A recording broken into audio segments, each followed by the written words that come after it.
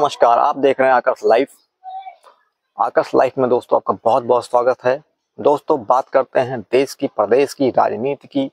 जिस तरह से बिहार और दिल्ली में महायुद्ध, महासंग्राम होने की तैयारी है। अब आप लोग बोल रहे होंगे महायुद्ध, महासंग्राम कैसे होगा? चुनाव का उद्घोष होने में बस कुछ ही दिन बाकी हैं।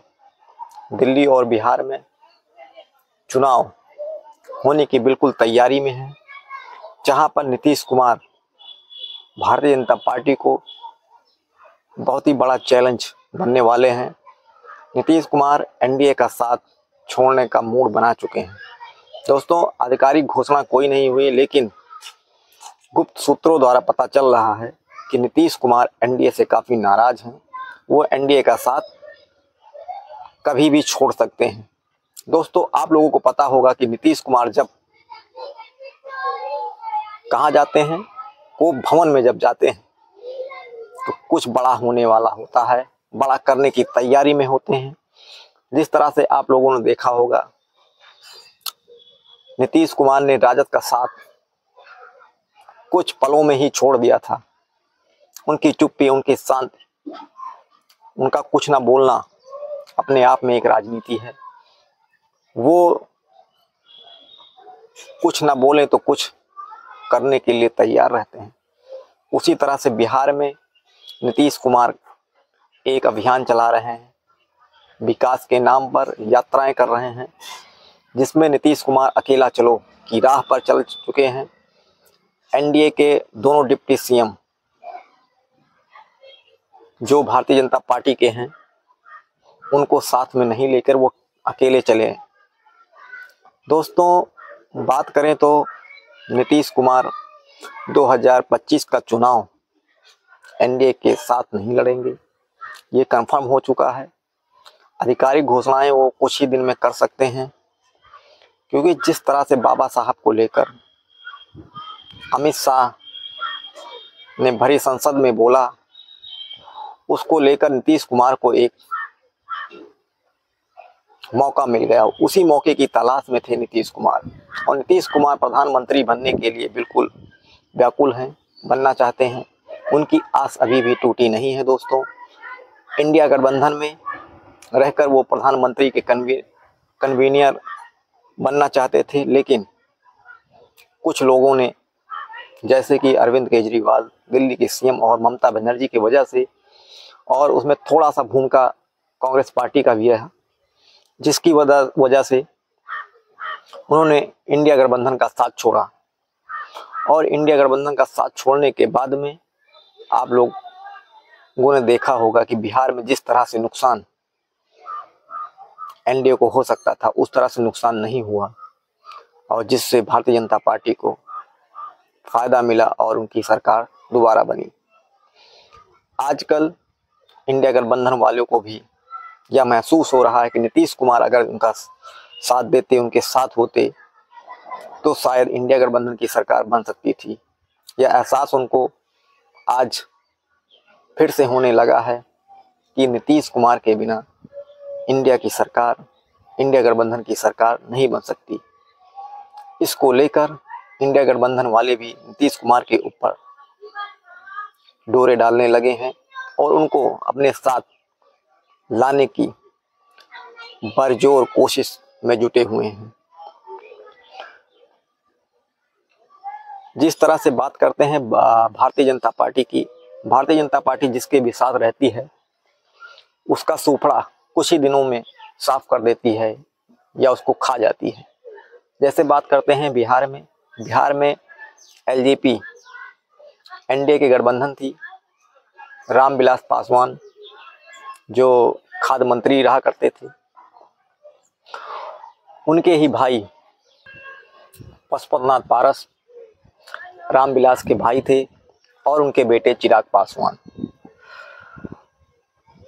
एलजेपी को जिस तरह से भारतीय जनता पार्टी ने तोड़ा, खत्म किया, पशुपतिनाथ पारस को अपने साथ लिया, एलजेपी को खत्म करवाया। पशुपतिनाथ पारस के पास 5 सांसद को भारतीय जनता पार्टी ने अपने साथ में लेकर एनडीए में लेकर उनको मंत्री बनाया और एलजेपी को उन्होंने तोड़ दिया। लेकिन जब फिर से उनको महसूस हुआ कि पशुपतिनाथ पारस उनके किसी काम के नहीं है, उनसे अच्छा लड़ने वाला, तेजस्वी के सामने खड़ा होने वाला चिराग पासवान, हाई ग्लैमर्स और मजबूती से लड़ने वाला, तेजस्वी का सामना करने वाला चिराग पासवान है। तो भारतीय जनता पार्टी ने तुरंत चिराग पासवान को अपने साथ में लिया और अपने साथ में उन्होंने चुनाव लड़ाया। और जो लोकसभा का चुनाव था 2024 में, एलजेपी से चिराग पासवान को उन्होंने 5 सीटें दी। 5 पे हालांकि उन्होंने जीत हासिल की और एलजेपी को, जो उनको धोखा देकर अपनी ही पार्टी को तोड़कर मोदी जी के साथ में आए थे, उनको एक भी सीट नहीं दी। तो जिस तरह से भारतीय जनता पार्टी अपने सहयोगी दलों को ही मिटाने में लगी रहती है, उनका जब यूज करना रहता है यूज करती है, यूज एंड थ्रो का इस्तेमाल करती है, उसी तरह से पशुपतिनाथ पारस को भी यूज किया और 2024 के चुनाव में एक भी सीट नहीं दी, जिसका खामियाजा उन्होंने एनडीए का साथ छोड़कर 2025 का विधानसभा का चुनाव अकेले लड़ने की घोषणा कर दी है, जिससे एक विकेट भारतीय जनता पार्टी का गिरा। अब गृह मंत्री के उस भाषण से, अंबेडकर अंबेडकर अंबेडकर अंबेडकर वाले भाषण से दोस्तों पूरे देश में उथल पुथल और राजनीति में हलचल तेज हो चुकी है। उधर उत्तर प्रदेश में बहुजन समाज पार्टी की सुप्रीमो मायावती जी की पार्टी का कार्यकर्ताओं द्वारा लखनऊ में धरना प्रदर्शन जिस तरह से हो रहा है, दिल्ली में हो रहा है, समाजवादी पार्टी उत्तर प्रदेश में हर जिलों में अंबेडकर जी के बयान को लेकर जिस तरह से सड़कों पे उतरी है, उसको लेकर एनडीए में, भारतीय जनता पार्टी में उनके सहयोगियों के द्वारा जिस तरह से छोड़ने का मन बन रहा है, जिस तरह से उनका नुकसान हो रहा है राजनीति में, क्योंकि दिल्ली में चुनाव 2025 में और बिहार में चुनाव 2025 में होना है। अब सहयोगियों को भी लग रहा है, क्योंकि जो सहयोगी हैं वो दलित पिछड़े समाज के लोग हैं जो भारतीय जनता पार्टी के साथ में इस समय हैं, उनको भी लग रहा है कि अंबेडकर के नाम पर अगर हम लोगों ने भारतीय जनता पार्टी का साथ दिया तो जो हम राजनीति दलित और पिछड़ों की करते हैं, उनका जो वोट है वो कहीं न कहीं राजनीतिक भविष्य में हमारा नुकसान होगा। इसलिए सहयोगी दल भी मन बना चुके हैं भारतीय जनता पार्टी का साथ छोड़ने के लिए। मैंने एग्जाम्पल आपको बताया, उसी तरह से आप ले लीजिए उत्तर प्रदेश में अनुप्रिया पटेल का क्या हाल हुआ, राजभर की पार्टी का क्या हाल हुआ।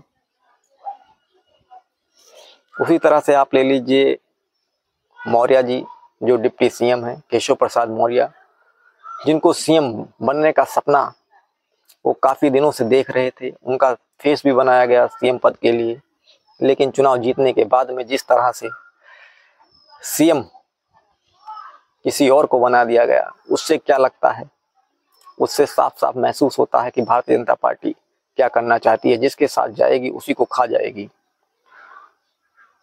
तो 2025 का चुनाव इतना आसान नहीं होगा भारतीय जनता पार्टी के लिए। विपक्ष भी बिल्कुल फ्रंट फुट पे खेलना शुरू कर दिया है। दोस्तों, आप लोगों को यह वीडियो कैसी लगी कमेंट बॉक्स में ज़रूर बताइएगा और ज़्यादा से ज़्यादा लोगों के पास में शेयर कीजिएगा। चैनल को सब्सक्राइब कीजिएगा। तब तक के लिए राम राम, दुआ सलाम, जय हिंद, जय भारत।